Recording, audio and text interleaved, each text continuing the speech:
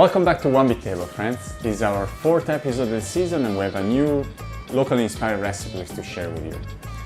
Last week we went for a very incredibly beautiful visit at Upper Bench Estate Winery. We made cheese with Shauna, we got to taste some beautiful Merlot straight out of the barrel with Gavin, and we also left with some beautiful cheese from Upper Bench, this beautiful Upper Bench gold. So today we're going to create a unique recipe inspired by the unique flavors of this valley. Let's get cooking. What we're making today is the famous Crocchette di Patate, a delicious dish that will satisfy anybody from age 5 to 100 at your dinner table. Crocchette di Patate, translated to English, would be potato cheese sticks. So we're going to call them in Italian because it sounds a lot nicer that way. But first thing first, I got some potatoes on the stove. I'm going to boil the potato whole, just a pinch of salt into the water. It's going to take a little bit, maybe 30 minutes or so. While the potatoes are cooking, it's a good time to get everything else ready. But like I mentioned before, it's a simple recipe and there is very little that needs to be done. But of course, why not start from the cheese?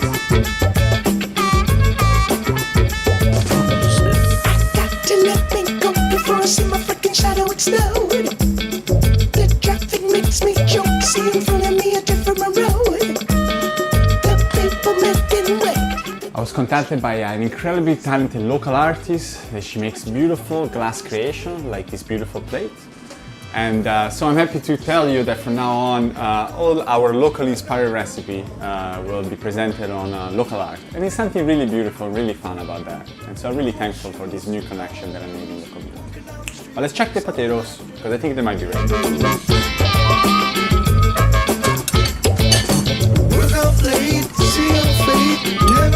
So we're almost ready to put our Crocchette di Patate together. Our cheese is cut, our potatoes are cooked. What I want to do at this point is just break the potatoes right in half.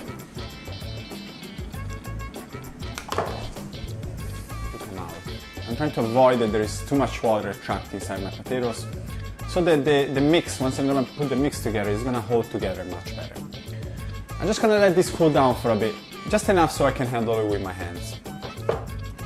And something else we can do to get ready is just to prepare a simple breadcrumb station. So I'll have a few breadcrumbs right here, just a splash of salt, it never hurts. I'm also going to grab 1 egg, those of course eggs from my chickens. I'm going to crack it in a bowl. I'm going to grab a fork and just loosen up the egg quickly.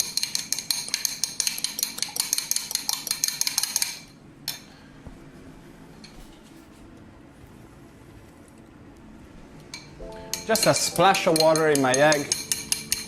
That way it's gonna go a little longer way. I'm gonna peel my potatoes. Shouldn't be too hard. 1 more egg. This time it's going to be for the filling. I only want to keep the yolk.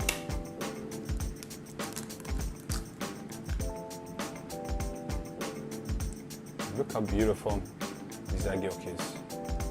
You can tell there are some happy chickens.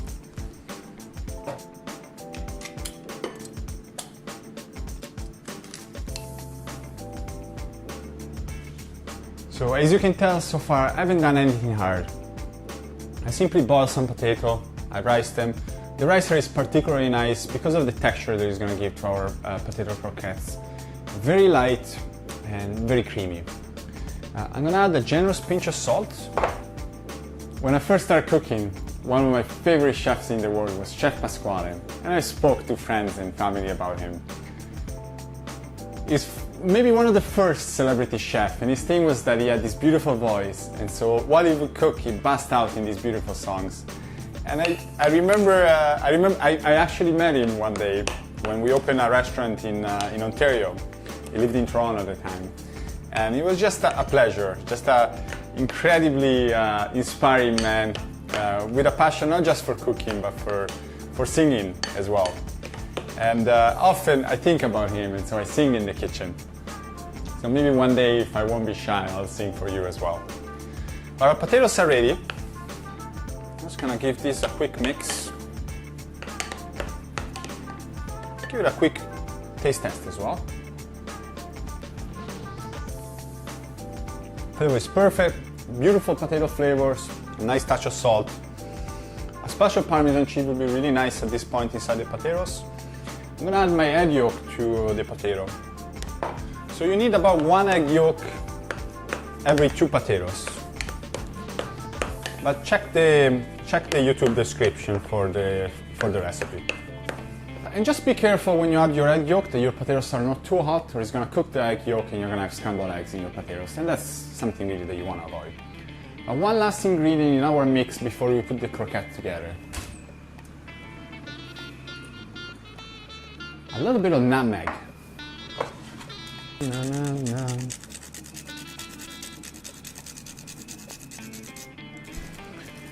Nutmeg is going to add a beautiful aroma, a really nice background flavor that is going to help build a few different layers so that your palate is going to stay constantly engaged and constantly curious as you eat your croquettes. We're ready to assemble them. This is the exciting part. So here we go.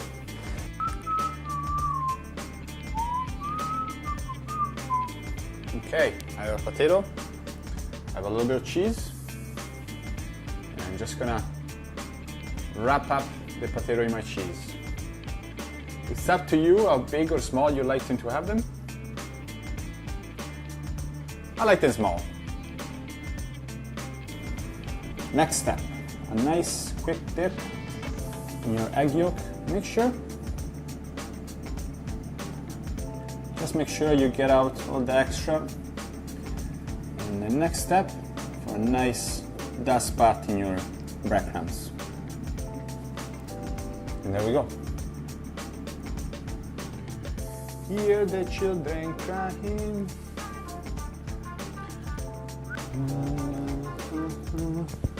Let's get together. My potato croquettes are looking lovely. I'm ready to cook them.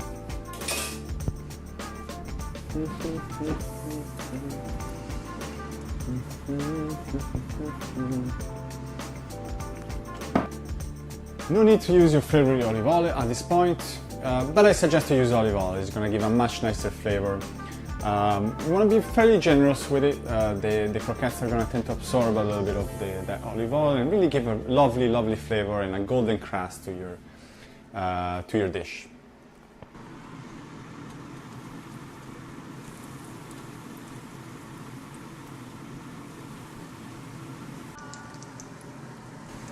Try not to cook too many at once if you can.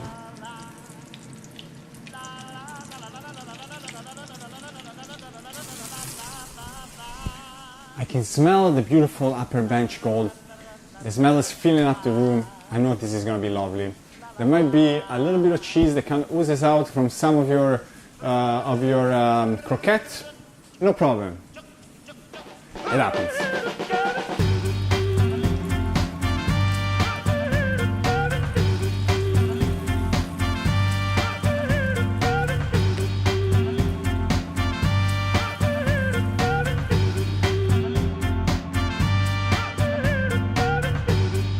Eggs from a chicken, there is cheese from upper bench, there's a little bit of breadcrumbs from Okanagan groceries, there is a little local potatoes. They come from a little bit up north, but really close still.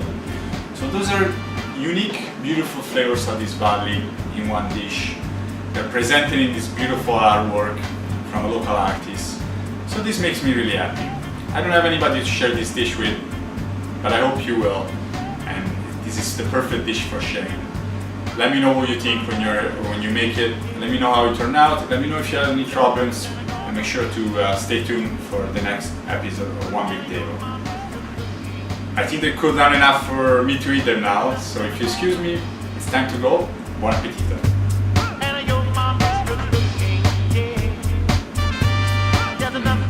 Mm.